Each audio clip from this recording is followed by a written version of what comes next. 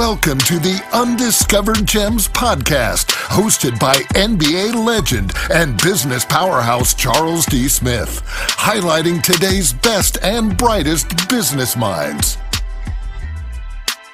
Hello, and welcome to another show of Undiscovered Gems. My name is Charles D. Smith, and I am your host, and we're here today with Samantha Somervill. You're going to find out a lot about Samantha today. Samantha spent a lot of her years volunteering. She'll talk a little bit about her issues with her daughter that drove her into the space of being called a Reiki master. With Reiki, Samantha uses it in the ways where I'm feeling right now. I'm feeling calm. So if you have stress, anger, anxiety, trauma, Samantha's the one that you want to talk to. So Samantha, welcome to the show today. Hi, thanks for having me today. Great to be here.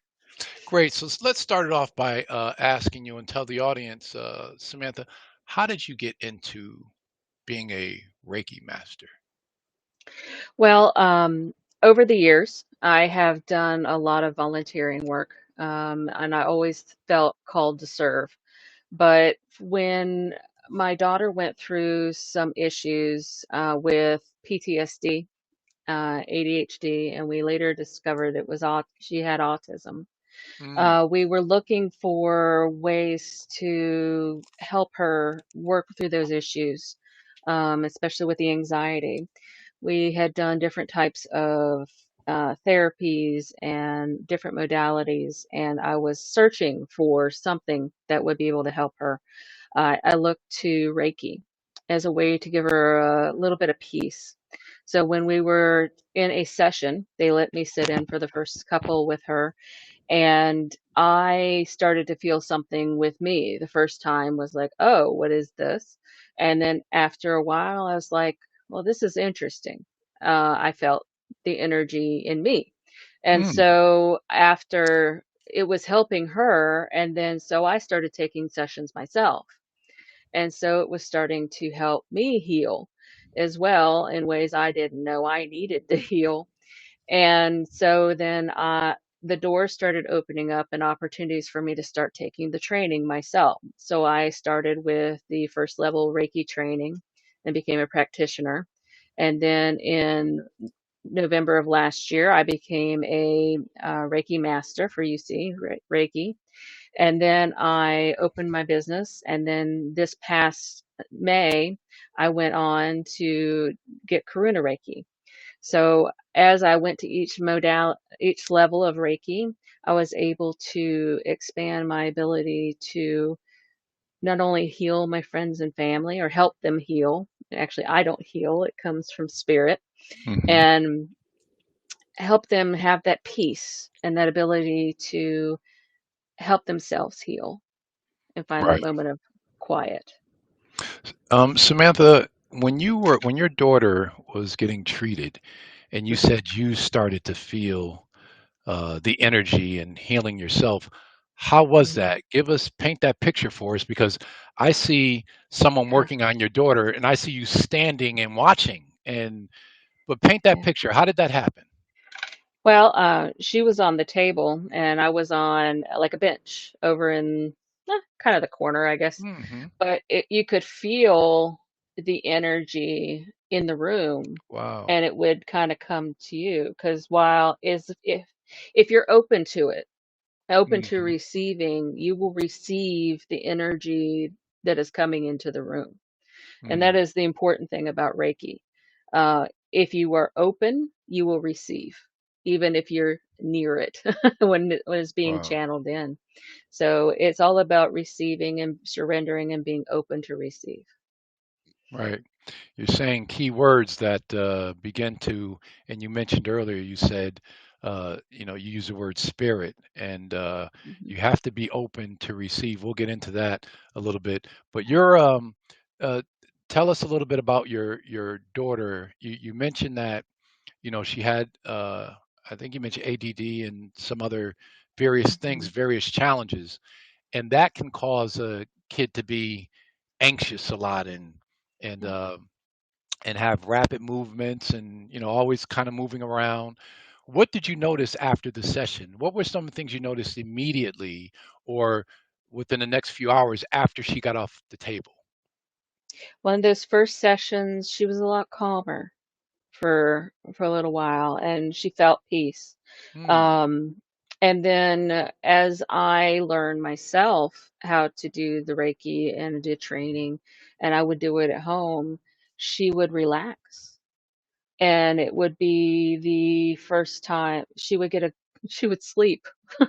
And normally kids with anxiety and PTSD and, depression and all of Mm-hmm. these, issues that get bundled up together have issues with sleeping and just cannot relax. So Mm. I would have her on the table and she would just relax.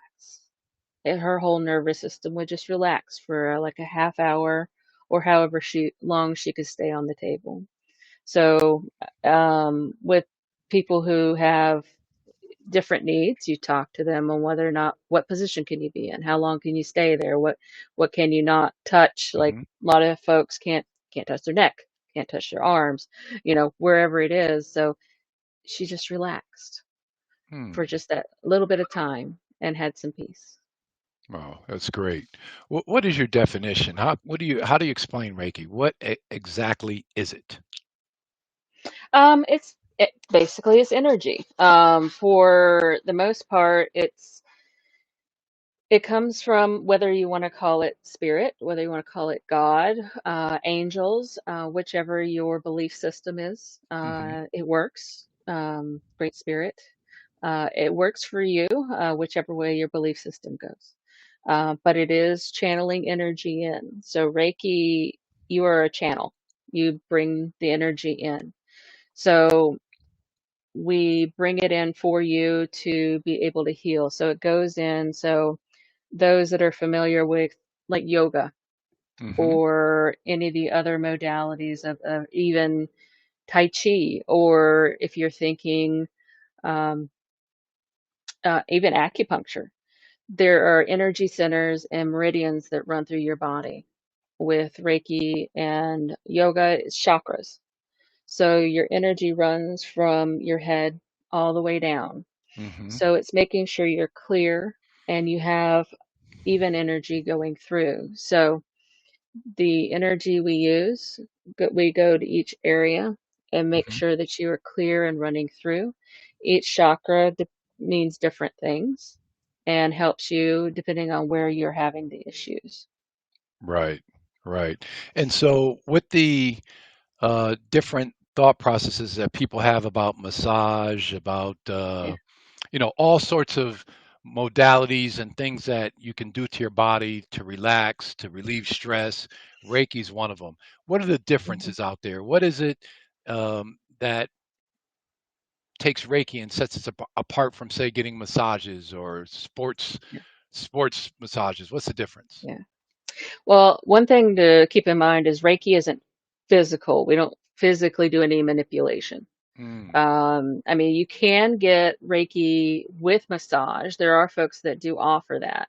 So you can find that is a part because there are massage therapists. I do know them that use Reiki as a part of mhm. that. But Sure. if you're just going for Reiki, there is no physical manipulation involved. There's also no diagnosis or medical advice. Reiki works in conjunction with your doctors or with your therapists. It's not there to diagnose a physical or medical condition. It's there to is to promote relaxation and Mm, give you balance.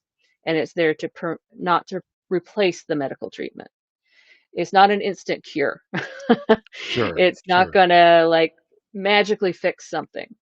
Now, some folks may need to go to a couple different sessions to help you work through whatever it is, because there is like, after a session, you will have what's called a detox, more than likely.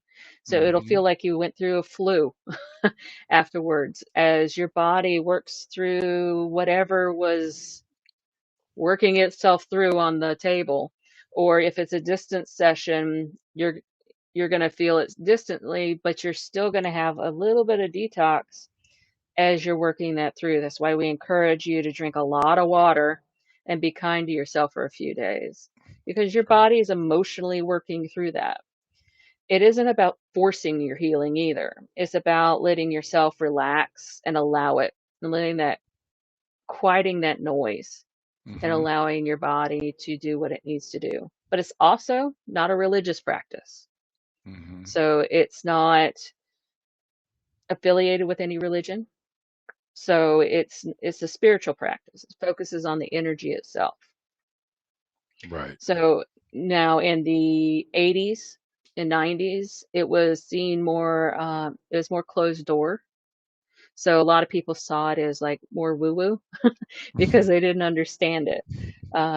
More and more people are sharing now what it is, sharing the practice, sharing how to do it, Sure. and getting out there. So it has less of the, taboo to it now.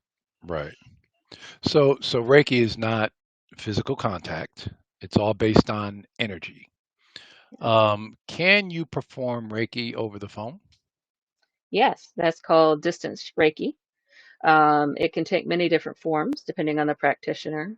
Mm, Sometimes it's you send me an email and I'll do it and then send you an email back for a specific time. Or we have a phone call and then I say, get ready, and then we have a specific time and then call you after. Or it's a Zoom meeting. And then we have it all on the phone call. Or it just depends on that person and what they're most comfortable with. Um, more than like More than anything, it's really good if you have a visual before you start, so you know mm. where they are, what they're doing. But yeah, it can be done distantly. You don't have So to be in the same room. so is the energy and the flow coming from someone's voice, and is that how it's happening? Just through communications, keywords? I'm trying to understand, and for others, how would that work over the phone? Because we went through COVID, and I'm hmm sure people were practicing Reiki during COVID. Yeah. So it's just how was that done? Distance Reiki doesn't involve any words necessarily. Like Okay. I could be sitting in my room, and you can be sitting in your room, and I Hmm. don't even have to say anything to you. I can if you want me to, but we Hmm. don't have to say anything. It's Wow. knowing you and concentrating on you and sending the energy to you. So when you hear people say, I'm sending you good vibes, Yes. a lot of people laugh about that, but it is, you really are sending good vibes to someone if you believe it and send it and concentrate on someone because the Mm, energy is there and you really are sending it to someone if you believe it and you send it to them and you can channel it. right. Right. No, that makes sense. And I've had people say that to me, hey, from another country, hey, sending you good vibes, and they're into different practices, so I can see that. Um, Talk to us about some of your clients. What could they expect from you uh, if they come in and see you? What would they what is their expectation? I have a couple of different offerings right now. Hmm. I do have the distance Reiki. I do have in-person Reiki for those people here in the Richmond, Virginia area. I can either come to you or you can come to me.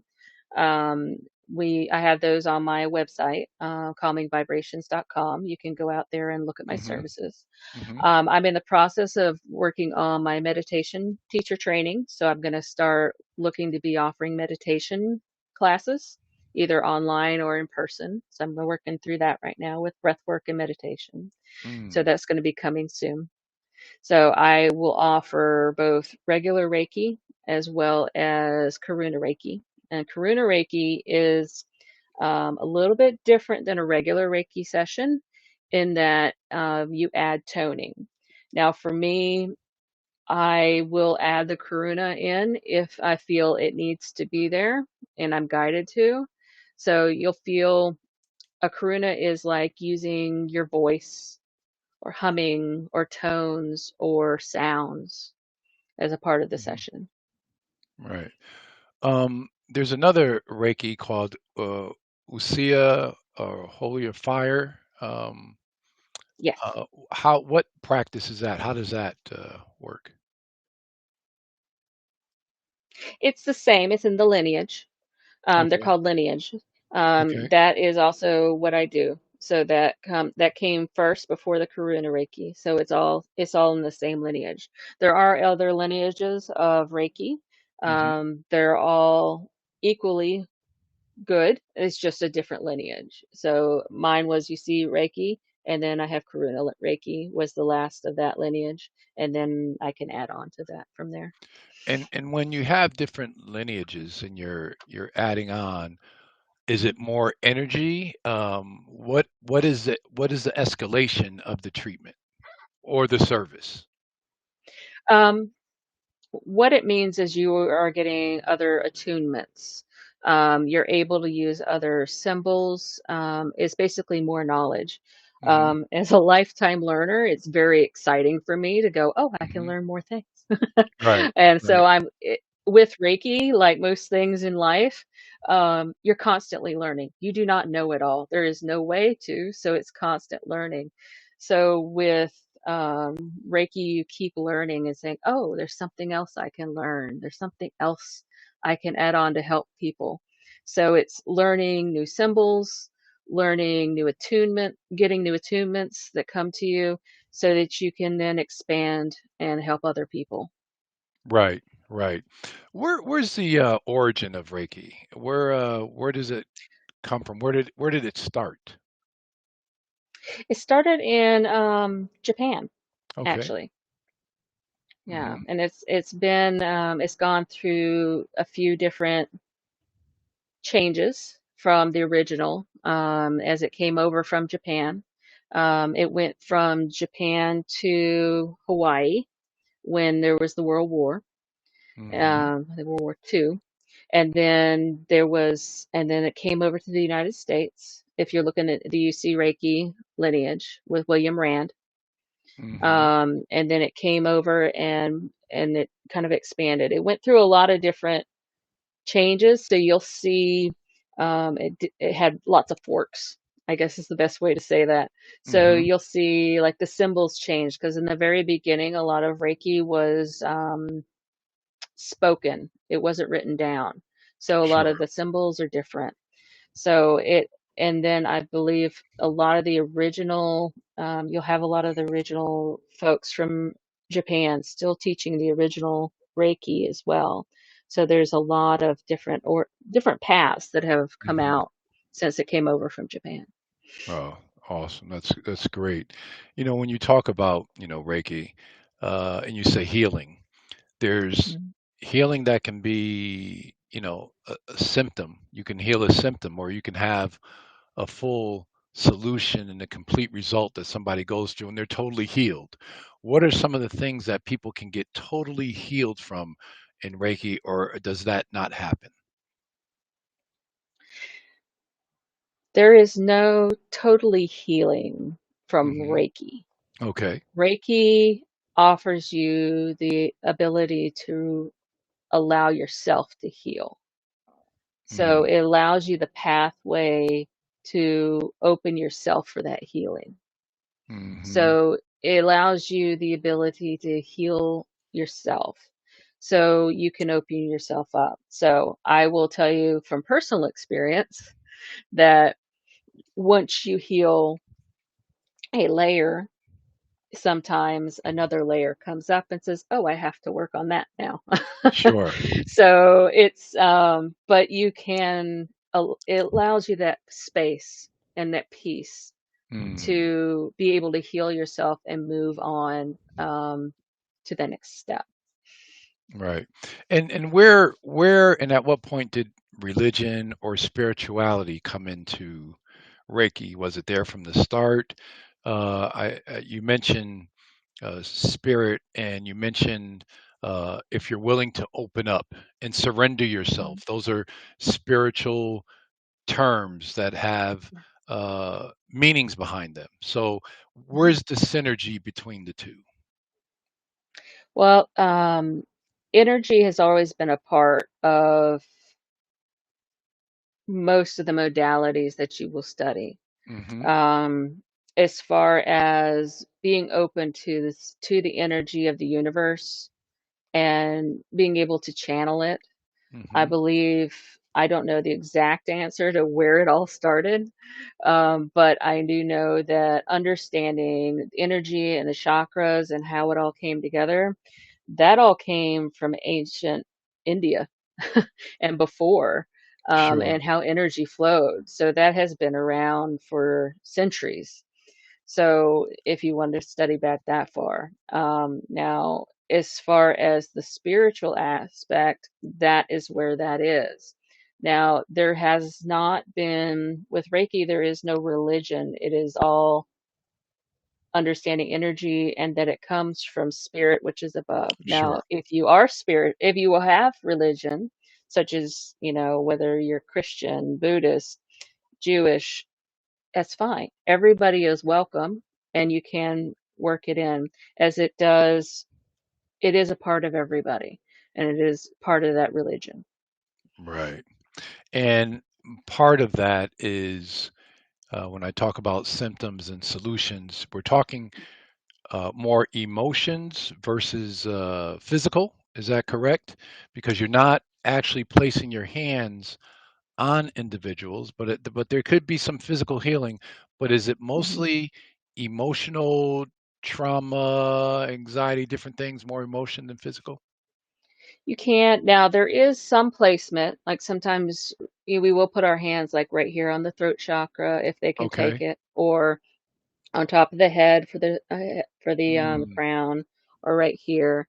It'll be very light touch. light touch. Hmm. It's not heavy. It's very important for folks to tell the practitioner if they cannot take, like a lot of people have problems with the throat. They say, don't, I can't be close to the throat. Or Hmm. there's other areas. Now, if you are having, let's specifically say that you have a problem with your shoulder, all right, you're having a lot of pain here. The the Reiki the energy can be channeled to the shoulder if you're having an Hmm. issue here. Sure. Will it heal it? Not necessarily, but it can help you relax that area to allow you to heal it. Will it Hmm. fix it immediately? No, it's not an instant cure. You still have to probably go to therapy, go stretch that out, or maybe go to an orthopedist if you have to. But Hmm. it is going to help you if you're already doing those steps. It will help you relax and calm and allow you that space to heal yourself. Because if you get the sleep, the relaxation, your body can rejuvenate itself. Right. Now, you just mentioned, the healing process for yourself or someone else. Talk a Hmm. little bit about how Reiki has helped you. What were some of the things that you realized that maybe it was something things were going on, and then you got involved in Reiki, and then you didn't know, and you started feeling better. What are some of the things, and how has it helped you? Well, since my journey started, I have found a lot of peace Mm, and a lot of the way I approach situations. A lot of things that used to say I would get really anxious and worked up about. I'm like, it's just, it's not worth that. right, right. I find a lot more peace and a lot more, and I'm able to share that with others. So I've always handled things with empathy, but I have a lot more, I can hold more space for not only myself, but others. I do Reiki, but I'm also working on a shamanic journey around the wheel of the medicine Mm, wheel as well. So hmm. I'm working on my own shadow work. Wow. So I have been able to do a lot of self-reflection, and the Reiki and all of that has helped it. So it helps you look at different parts of yourself and be kinder to yourself and look at what you might have gone through in a different Hmm. lens and Right. like go, oh, okay. And then just examine it and work it through. Yeah, the things like, well, one in particular, anger. I saw, and people have spoken about how words matter, and anger and negative emotions in the body can do a lot of damage, especially if it's retained and held on to. And I can see where Reiki can release that and give people peace over time. Talk a little bit about some of the clients you may have had, if any, that have had anger or trauma, and they've been able to express to you how Reiki has helped them. Um, I'm not going to name anybody specific, but I can Right. tell you about anger in particular and where it lives. Sure. If you want to, you need to speak your anger and Mm, address your anger, or else your anger will speak for you. I like that. That's very important. Um, if you hold it in and do not address it, it will address it for you. Sometimes people are angry and you're just angry, but Hmm. sometimes that anger is something deeper and it means something else. And it's important to understand what that is. A lot of our anger comes from the solar plexus area, which is just above your Mm, navel. So that's usually where it sits. Um, and when we do Reiki, if you have a lot of the anger and the tightness, one of the things you want to do is try to get that anger to move, if you can, up to your heart chakra, where you can soften that. And if mm, you can soften that, it gives you more compassion and to look at that anger from a different light so you can examine it and understand where is that anger coming from sure. and possibly release some of it. So that will give you, the client, more of a little bit more lightened feel after a Hmm. session, like a little bit of a release and clarity. They'll get clarity on the situation and what is actually causing them the anger. Is it a boundary was crossed? Is it that maybe I'm not angry about that? Maybe it's I'm anxious, Mm, or it's a different situation. Maybe I'm not actually angry. Maybe it's a different kind of trauma. Maybe it's something else. But you have to examine it. Or maybe I just am mad. Maybe I'm mad because that cup's in the wrong place. right, It right. could be, I mean, it's okay to just be mad, but you have to examine the feelings, feel all the feelings and let Hmm. them be felt. Yeah. And the show is slowly, quickly coming to a close, but I got to get two questions in. So one, Yeah. um, you, when people physically work out, I'm a former Mhm. professional athlete. We always talked about our core. The upper and the body the lower have to work together. Keep your core intact and strong. You mentioned Mhm. solar plex. Every time I hear about emotions, it's coming from the midsection, the solar plex, and things are stored and held there. Talk about that a little bit. Yeah. Well, I mean, the solar plexus is your core. It's part of your core. You also have your sacral, which is lower. Um, that's basically right above, that's right below your belly button. Mm, That's your lower abdomen. And then you have your root, which is right at your pelvis, like your tailbone. mm, That's so those three make up your main, I guess the best way I could say that's your core. That's what mm-hmm, keeps you grounded for the most part. Your root chakra is where your stability comes from and makes you feel most stable in the world. mm-hmm. So to make sure that you are stable and grounded will help you deal with a lot of the emotion and everything that's coming up to the upper parts of your body. So the more important things is to make sure you're getting outside, Right. walking around, getting exposure. If you can't get outside, make sure you have a plant. Get in touch with nature. If you can add root vegetables to your diet, just to have that kind of connection Yep. to the earth, that can help too. But you're just trying to strengthen that core of your body so that you are more grounded to the world, and that will Right. help strengthen the other parts. Right. Take 15 seconds and tell the Okay. audience what you want them to remember from this interview. Help them. I want you to remember that Reiki is here to help you. We are here to help you not only relax, but we're here to help you work through with your other modalities. if you are doing any kind of therapy, we're here to work with you there. So please reach out to us at calmingvibrations.com. Contact at Calming Vibrations. Great. Great. That's awesome. Well, Samantha, I want to thank you so much for coming on our show today. You definitely held up the banner of dropping gems on a show called Undiscovered Gems. Samantha Somervill, you can reach her in Richmond, Virginia. If anybody is under stress, anxiety, anger issues, go see Samantha and start your healing process. Samantha, thank you for being on the show today. Thank you so much. It was great being here. We hope you enjoyed this episode of Undiscovered Gems with our host, Charles D. Smith, highlighting today's best and brightest business minds. Brought to you by Pods Entertainment Group.